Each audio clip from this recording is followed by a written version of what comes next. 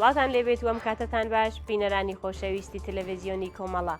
بە یارمەتی هاوڕێیانی هاوکارم لەگەڵتانم بۆ پێشکەشکردنی گەشتی هەواڵەکانی ڕۆژی پێنجشەممە سەرەتا سەردێڕی گرنگترین هەواڵەکان دەستبەسەرکرانی دوو هاوڵاتی لە شارەکانی مەلەکشاهی و دیواندەرە بەیاننامەی خوێندکارانی زانکۆی سنا بۆ پشتیوانی لە ناڕەزایەتیەکانی خوێندکاران لە ئێران ئازادی کاتی ئەفشین حسێن پەناهی بەدانانی بارمتە سەپاندنی حکمی سێدارە بەسەر دوو هاوڵاتی بەندکراو خەڵکی شارستانی بۆکان و لە سێدارەدانی 15 بەندکراو لە زیندانەکانی ڕژیمی کۆماری ئیسلامی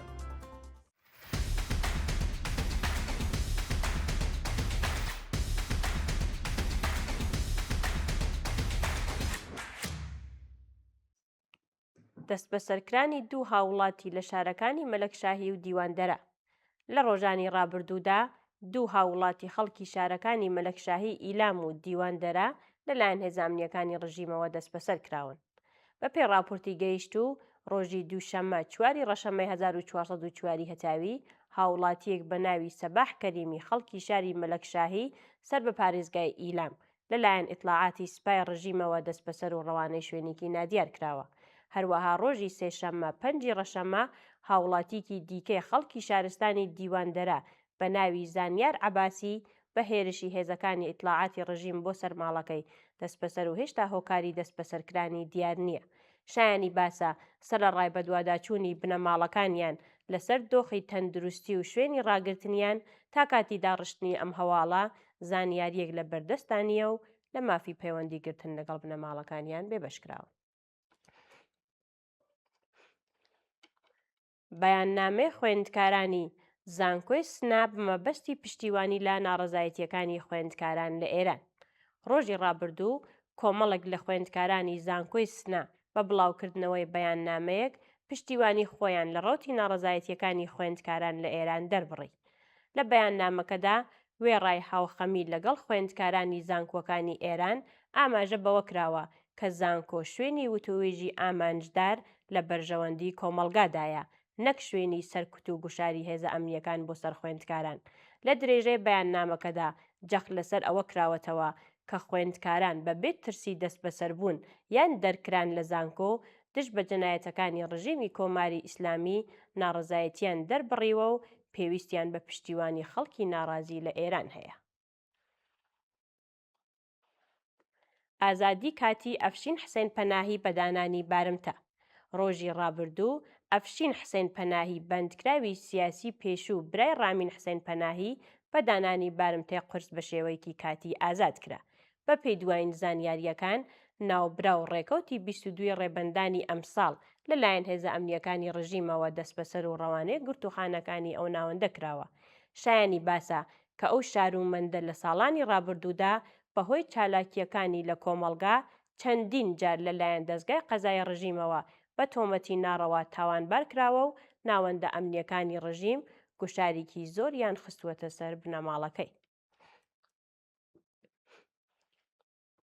خراپی دۆخی تەندروستی متەلب ئەحمەدیان لە زیندانی ئێڤین بەپێی راپۆرتی گەیشت و متەلب ئەحمەدیان بەندکراوی سیاسی کورد و ڕاگیراو لە زیندانی ئێڤین سەرەڕای خراپی دۆخی تەندروستی لە مافی دەستڕاگەیشتن بە دەرمان بێبەشکراوە سەرچاوە ئاگادارەکان ئاماژە بەوە دەکەن کە ئەو هاوڵاتیە خەڵکی شارستانی بانە ڕێکەوتی 13 ڕەزبەری 1389 هەتاوی لەلایەن دادگای انقلابی ڕژیمەوە بە تۆمەتی محاربە لە ڕێگەی بەشداری لە یەکێک لە گروپە ئۆپۆزیسیۆنەکانی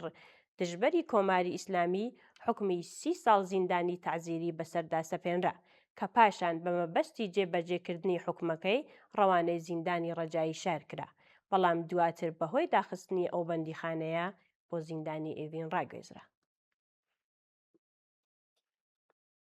سەپاندنی حکمی سێدارە بەسەر دوو هاوڵاتی بەندکراوی خەڵکی شارستانی بۆکان بەپێی دوایین زانیاریەکان دوو هاوڵاتی خەڵکی شارستانی بۆکان و لە دەست بەسەرکراوانی ڕەوتی ناڕەزایەتیەکانی ساڵی 1401 هەتاوی لەلایەن دەستگای قەزای ڕژیمەوە حکمی سێدارەیان بەسەردا سەپێنراوە بەپێی دوایین هەواڵەکان ئەو دوو شارومەندە بە ناوەکانی ڕەئوف شێخ معروفی تەمەن 24 ساڵ و محەممەد فەرەجی تەمەن 23 ساڵ پاش 3 ساڵ بەندکران لە زیندانی ناوەندی ئەو شارە لەلایەن دەستگای قەزای ڕژیمەوە بە تۆمەتی محاربە و فەساد فیل ئەرز حکمی سێدارەیان بەسەردا سەپێنراوە. شایانی باسە ئەو دوو شارومەندە لە ساڵانی ڕابردوودا بە مەبەستی وەرگرتنی دانپێدانانی زۆرەملێ لەلایەن هێزە ئەمنیەکانی ڕژیمەوە ئەشکەنجە و ئازارێکی زۆر دراون و دۆخی تەندروستیان ناجێگیرە.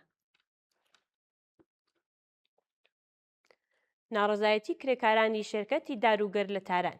ڕۆژی ڕابردوو کۆمەڵێک لە کرێکارانی لەسەرکار دەرکراوی شێرکەتی داروگەر لە شاری تاران دژ بە خراپی دۆخی ژیان و مەعیشەتیان ناڕەزایەتیان دەربڕی.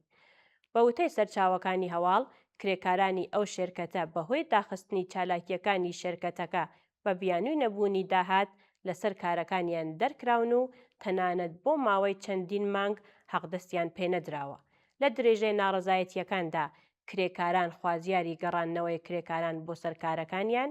پێدانی حەقدەست و مەزایە دواخراوەکان، کۆتایی هاتنی گوشاری ناوەندە ئەمنیەکان بۆ سەر ناڕازیان و هەروەها بایەختانی ڕژیم بە داخوازیەکانی کرێکاران بوون.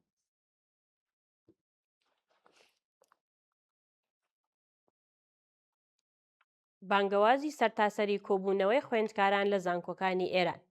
ڕۆژی سێشەممە 5 ڕەشەمە خوێندکاران لە دەیان زانکۆ ئێران بە بڵاوکردنەوەی بەیاننامەیەک خوازیاری دەستپێکردنی کۆبوونەوەی خوێندکاران لە ڕۆژی شەممە 9 ڕەشەمە لە زانکۆکانی ئێران بوون. بەپێی ئەو بانگەوازە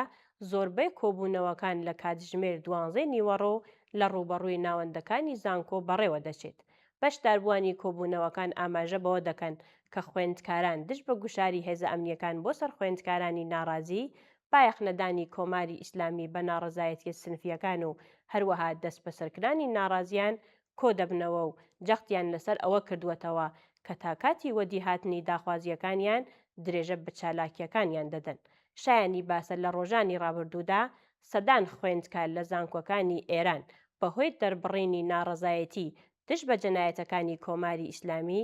یان دەست بەسەر کراون یان قەدەغەی هاتوچوو بۆ زانکۆیان بەسەردا سەپێنراوە.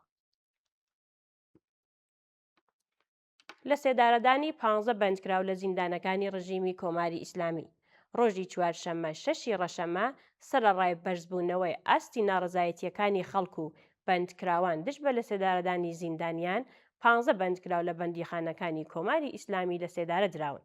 بەپێی راپۆرتی ڕێکخراوەکانی مافی مرۆڤ ئەو 15 بەندکراوە بە ناوەکانی عادڵ فریشتە، حەمید تاجیک، تاهر یوسفی، حەسەن خەلیلی، فەرشید قاسمی، جەهان ئازادی،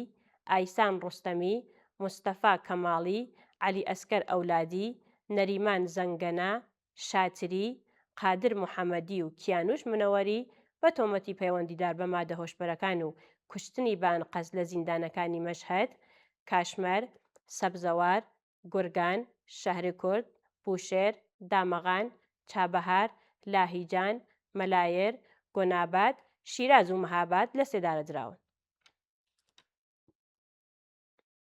دوا هەواڵمان سەبارەتە بە شەپۆلی نوێ گەمارۆکانی ئەمریکا بۆ سەر ڕژیمی کۆماری ئیسلامی. بەپێی دوایین زانیاریەکان لانی کەم 30 کەسایەتی 16 شێرکەت و 12 کەشتی پەیوەندیدار بە ڕژیمی کۆماری ئیسلامی لەلایەن وەزارەتی گەنجینەی ئەمریکاوە گەمارۆ خراوەتە سەریان. بەپێی راپۆرتەکان وەزارەتی گەنجینەی ئەمریکا بە مەبەستی لاوازکردنی سەرچاوە داراییەکانی ڕژیمی کۆماری ئیسلامی کە بە مەبەستی دابینکردنی پێداویستیەکانی گەشەپێدانی پرۆژەی موشکی بەکاری دەهێنێت ئەو 30 کەسایەتیە کەشتی و شرکەتەی خستوەتە لیستی گەماروەکانەوە و بڕیارە لە ڕۆژانی داهاتوودا چەندین ڕێکخراو و کەشتی دیکەی پەیوەندیدار بە هەناردەکردنی نایاسایی نەوت بۆ وڵاتانی دیکە